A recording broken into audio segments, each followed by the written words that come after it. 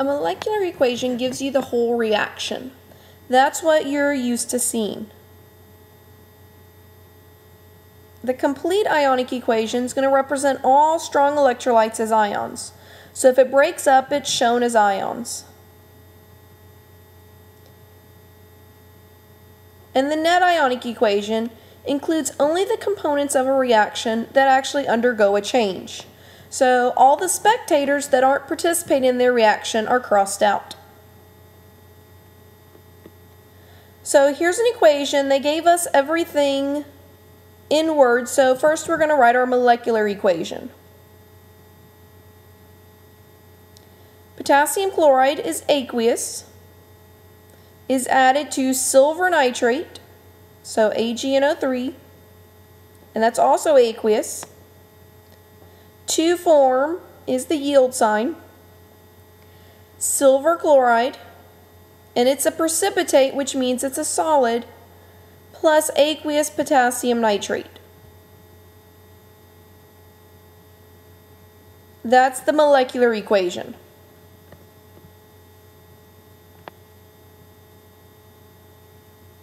The complete, we're going to have to break up everything. So potassium chloride is a salt that's soluble.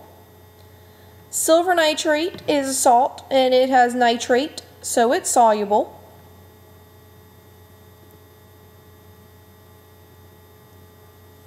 Silver chloride is a solid. It does not break up. So we bring it straight down. And potassium nitrate is soluble. Make sure that you have your charges on your ions. Incorrect or missing charges will get you no points. Now, to do our net ionic equation, we're going to have to cross out all spectators.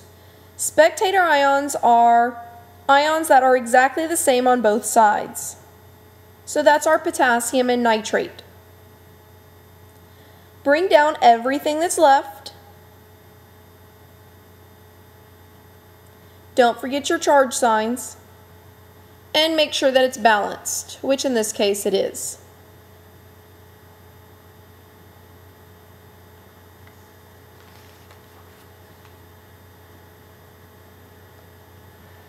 You may want to write that potassium and nitrate ions are spectator ions, so when you're asked on the test to identify those, you remember that those were spectators.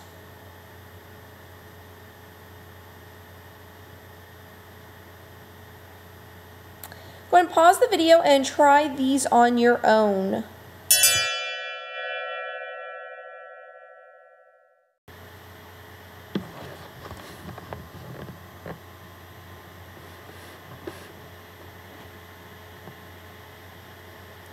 You should have gotten KOH, aqueous, plus FeNO3, 3, aqueous, yields iron 3 hydroxide, FeOH3,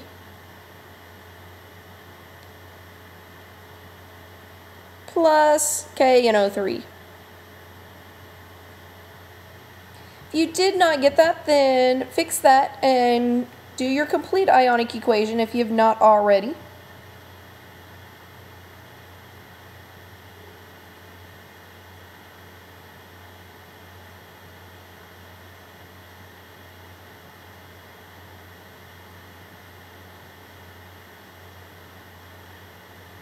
Potassium hydroxide should break up because it's a strong base.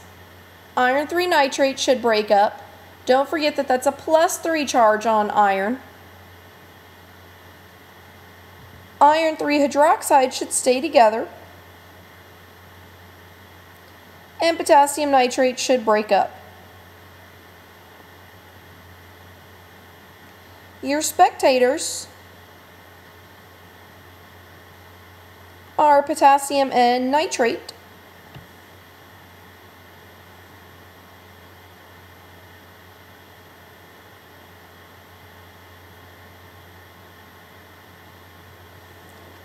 Giving you hydroxide plus iron yields FeOH3.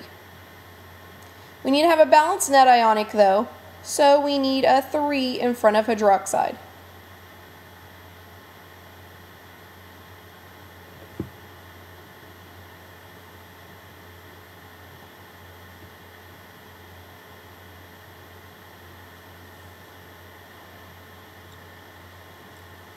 This one's just like the other ones, except they did not give you the product. So you're going to have to predict the products like we did in the last lesson.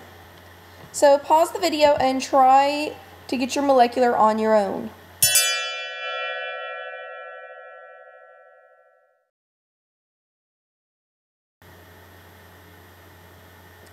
You have acetic acid and potassium hydroxide, which gives you water and potassium acetate.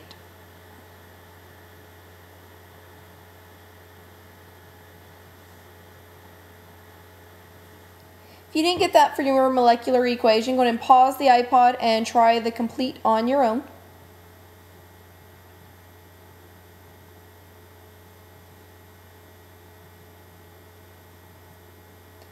Acetic acid is a weak acid, which means you need to bring it straight down. Potassium hydroxide is a strong base, so it's going to break up. Water is a molecular equation, which means it comes straight down.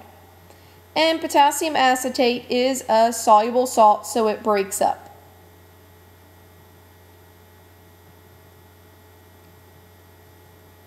You need to cross out your spectators and solve for your net ionic. Our spectators are potassium, and that's all in this case.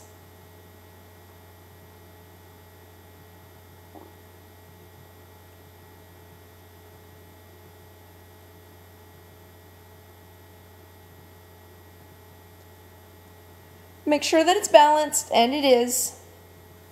And that's our net ionic.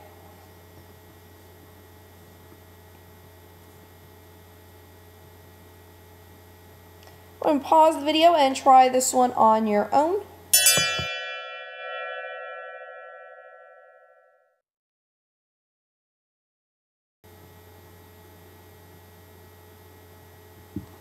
Aluminum chloride is AlCl3 plus sodium hydroxide. Yields aluminum hydroxide plus sodium chloride.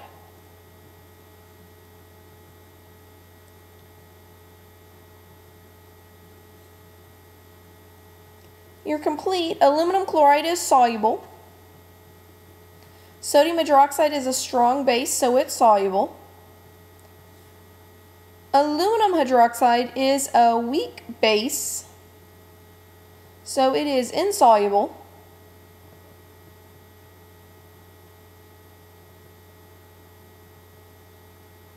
So it should come straight down. And sodium chloride is soluble, so it breaks up.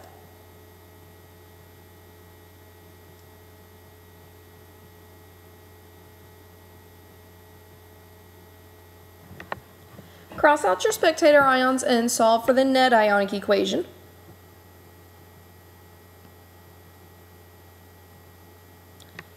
Sodium and chlorine are our spectators, leaving us with aluminum ion.